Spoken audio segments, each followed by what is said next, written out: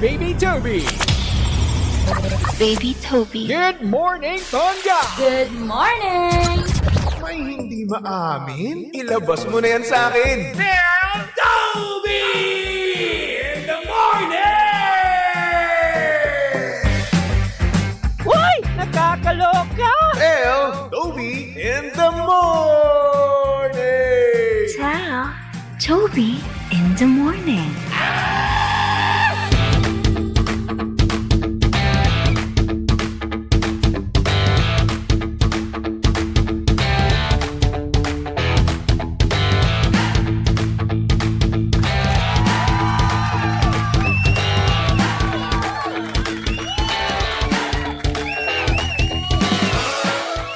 Same! Pero, iba! We are number 106.7 Energy FM. Pangga, wag mo sabihin radyo. Sabihin mo. Oras, subong kabuluan. Pangga, check your time. It's now 6:26 on the clock. Good morning, Luzon, Visayas at Mindanao, Metro and Mega Manila. Today is June 23. Kung birthday mo ngayon, happy birthday. Happy birthday! Kung hindi naman, edi shing. Kung nag-anniversary ka ngayon, mamansari, happy anniversary at happy monthsary. At kung wala lang, masaya ka lang ngayon, edi sana all. At syempre, hello din naman sa mga pangga natin dyan, no? Na hanggang ngayon, meron pa rin natitira sa kanilang mga sahod. Congratulations! Mayaman ka pa rin. Nakakaangat ka sa mga taong hikahos na. Kung wala ka na namang sahod ngayon, ay nako, Petsa de Peligro is waving. Ito na naman yung nagsasabi na ang taong gipit sa delata, kakapit. Kaya naman hello sa mga pangga natin diyang nag-uulam ng mga delata, nag-uulam ng mga masasarap na sardinas. Ayan. Hoy, good morning po sa inyong lahat, ha. At syempre hello din naman sa mga pangga natin dyan na nagda-diet. Dahil nga naman gusto nila na maging sexy sila pagsapit ng bare months, no? Ako ngayon pa man, no? Hindi na tayo makakapag-beach. Ulan na ng ulan. Kaya naman hello sa mga pangga natin diyang nakapag-beach nung summer na summer. Pero yung iba naman natin mga pangga dyan, no? Gustong-gusto nila na mag-beach ng gantong araw, gantong panahon na kung saan umuulan, di ba? Kasi una sa lahat, yes, walang tao. Makakapagpahinga ka, pero, medyo delikado, kaibigan. So isipin mo kapag umuulan, no, laganap ang high tide, nako. At kapag high tide, Diyos ko day, kailangan natin super duper ultra mega ingat talaga, no? Dahil kung hindi, ay nako, goodbye Earth. Diba? Kaya naman hello sa mga pangga natin dyan, no? Na talagang minamaintain yung kanilang mga katawan, no? Workout dito, workout doon, kahit na hindi sila magbe-beach, no? Healthy living, kumbaga, no? Dami ko kilalang ganyan. Lalo yung kuya ko. Yung kuya ko lagi nag-treadmill, lagi nag-workout. Ba't di ko yung namana sa kanya? Diba? Tingin nyo ako ngayon, lumalobo ako. Ang sarap kumain eh, di ba? Ay nako, anyway, panggasaktong oras, 6:29 on the clock at syempre, kasama nyo pa rin kalandian ng hot baby boy ng radyo, of course. Walang iba kung hindi si Baby Toby at syempre pangga si Baby Toby ay live na ngayon, no, sa Energy FM Facebook page. Ayan, punta lang kayo sa Energy FM 106.7 Facebook page. At ayun, tignan nyo na itsura ko ngayong Monday morning. Ito ang itsura ng walang pera at walang tulog. Dami mo pang walang jowa, di ba? O kaya naman para sa mga pangga natin dyang hindi pa rin makatulog, no? At para sa mga pangga natin dyang single at bored na bored sa buhay, Ako sa inyo, maglaro na lang kayo. Kasi nga naman, sino ang may ayaw ng fun and exciting na laro? Lalong-lalo na kung boring ang oras mo, di ba? Kaya naman kung mahilig ka sa Tong Its at iba pa, nako tara na sa Game Zone. Fun believable sa Game Zone dahil you play a real game of Tong Its with real players for free. At syempre may chance ka pang makisplit ng over 34 million pesos at may chance ka pa to claim up to 14,640 pesos daily. Syempre, ang makukuhang cash credits ay pwedeng gamitin sa panglaro sa kahit na anong game at kaya rin itong i-cash out. Ang Game Zone ay may dalawang event araw-araw, so G ka na ba? Visit gzone.ph and social media account on Facebook, Instagram, and TikTok at tara, Game Zone. So G na sa Tong Its. Tara, Game Zone. At syempre mga pangga, tandaan nyo lamang, no? Na ang gaming ay dapat fun lang, okay? Kaya naman visit pagcore.ph/regulatory or email keepitfun@pagcore.ph. Promo runs from January 1 to December 31, 2025. EGLD reference number MKTG-2024-2564. Gaming's for 21 years old and above only. Game responsibly. Keep it fun. Para sa mga bored na bored. Anyway, good morning sa mga pangga natin dyan, no, sa comment section. Hello kay Mami Yoli Ruiz, good morning po. Kay Mami Rosie Lopez, good morning. Shoutout daw. Kay Lola Wish and Mami Teresita Ibanga, hello. Mami Elizabeth Corpus, good morning din sa'yo. Pinababati naman ni Alenson Paraino. Sabi niya, good morning. Baguio, BGC, ETT Construction, nakikinig ako. Hello po sa inyong lahat dyan. Nasa Baguio kayo ngayon. Ang sarap ngayon dyan, kaibigan. Oh, malamig, no? At ayun na nga, balita ko, nag-concert daw niya si TJ. Ang tanong, marami na naman bang nag-propose? Marami na naman bang ikakasal? Dahil ganun lagi, no? Kapag nag-concert kasi si TJ, no? Pag kinakanta niyo yung palagi, ang dami nagpo-propose. So life, self, paano na tayo ngayon yan? Self. Sino ang isasama natin, no? Sa concert ni TJ? Diba? Mahinggit na lang tayo. Minsan gusto kong pumunta doon, no? Ako lang mag-isa. Or tayo lang, yung mga single lang. Tapos tignan natin, no? Yung mga magpo-propose. Tapos paparamdam natin sa sarili natin, no? Na single tayo. Pagka-uwi natin, wala tayong lambing, wala tayong kilig. Diba? Ay nako. Hello kay Rose Lee. Kamusta ka naman po? Good morning. At syempre, hello din. Hello din kay Lina Estaron. Kay Kuya Joe Morados. Oh, Kuya. Hello po. Kuya po, ate. Sige, Kuya na lang. Para sa'yo pogi eh. Sabi niya, good morning, poging baby Toby. Ayan, hello po.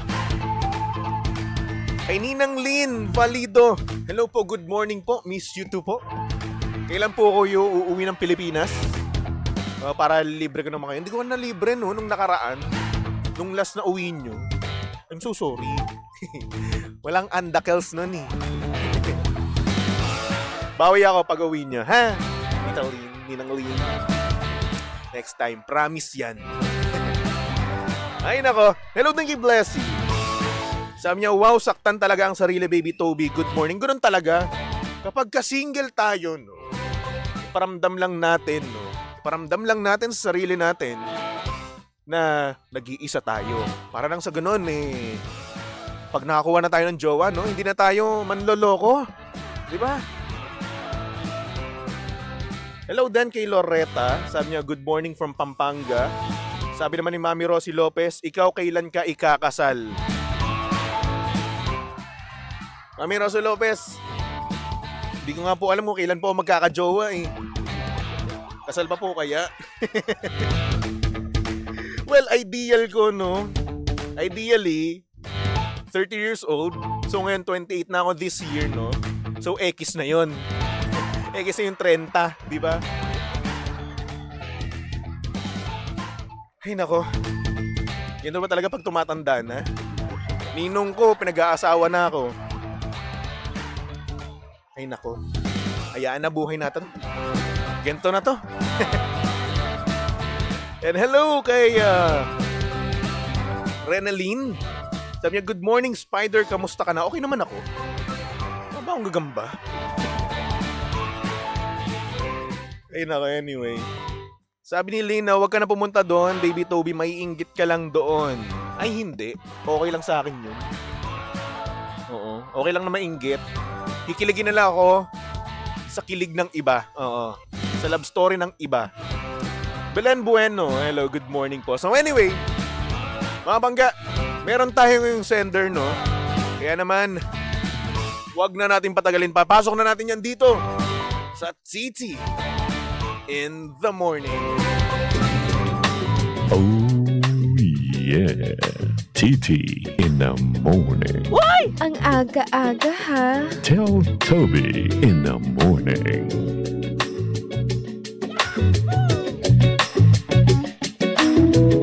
Bago ang lahat, good morning muna kay Maki Papina from Gumaka. Saan po yun? Anyway, at syempre good morning din naman, no? Good morning rin sa mga pangga natin na merong nakadate pero ngunit subalit at tapwat. Meron silang nakitang super duper ultra mega dilaw. Oo. Ito ang naging storya ng ating sender. At ang sabi niya dito, good morning, Baby Toby. Tago mo na lang ako sa pangalang Saraya. Gusto ko lang sana kitang tanungin. Kaya mo bang makipaghalikan sa taong super dilaw ng ngipin? Like hindi ako OA sa part na super dilaw. As in, kulay niya talaga parang yellow pad. Grabe Baby Toby, tiniis ko yung date namin na matapos. Pero syempre, hindi ko siya ikikiss. Ang lakas pa ng loob na umamba ng kiss. As in, nilapit niya pa sa akin yung mukha niya. Then, nagnguso siya. Ayoko man gawin, pero bigla ko na lang siyang hinag at sabay sabing good night, next time na lang ulit. Sorry na kung maarte ako. Pero parang hindi ko carry na magkaroon ng jowang madilaw ang ngipin. Parang mag-aamoy imbornal kapag nakipaghalikan ako sa kanya. Sorry sa mga nakarinig. Nag-share lang naman ako. Thank you so much, Baby Toby.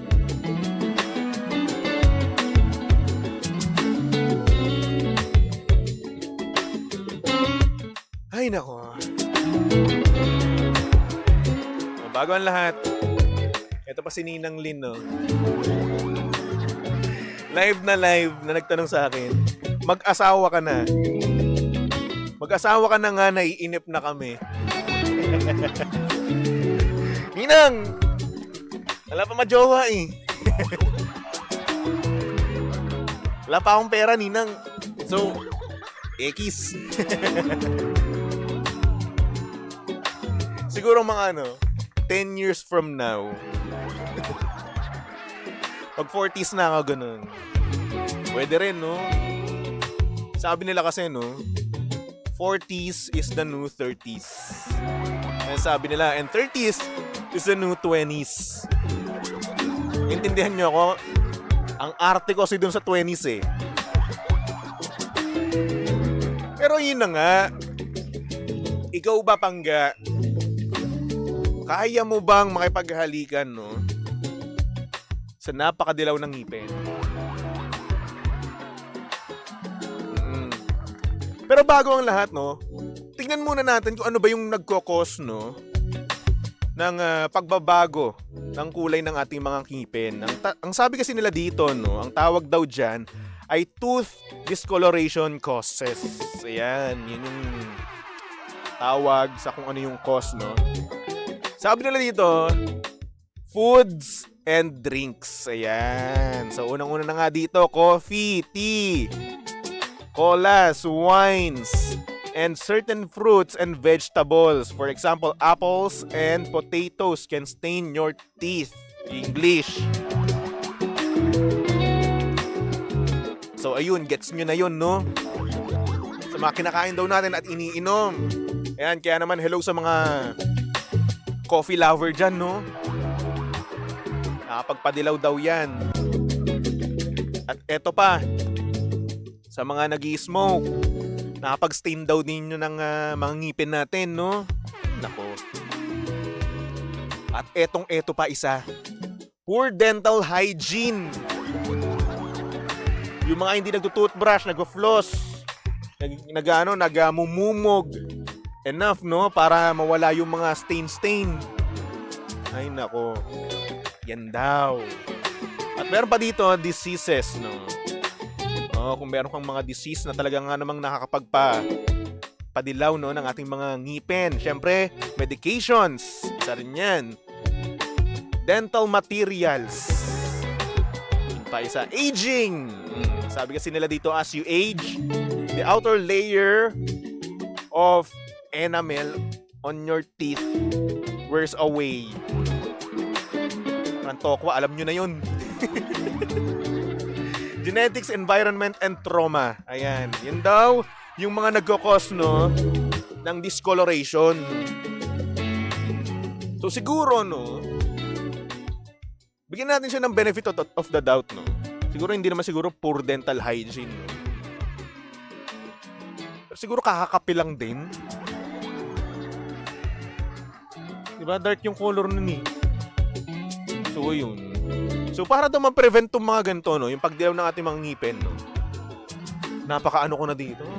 Nagmamagaling ako. Ito lang, search ko lang naman to sa Google, no? Ayan. Para ma-prevent daw. Bawasan daw ang pag-take ng coffee, ng tea, soda, red wine, white wine. Diba? Ayan. At syempre, pumunta kayo sa dentista. Skuday. Magpalinis kaya kayo, no? Magpapalinis tayo. Every 6 months daw yun. Sabi ni Mami Rosie Lopez, dapat nagpapa-cleaning siya ng teeth para di dumilaw ang teeth. Yes! Kung regular kayong nakakapunta sa inyong mga dentista, no? May prevent nyo siguro yan. Eh kung hindi, edi ayan na nga yun. Matik na yan, no? Hello kay Martina. Sabi niya, shoutout DJ Toby, maulan na morning. No? Hello naman po sa mga inuulan ngayon dyan. At talagang nakakatamad talagang kumilos, no? Good morning po.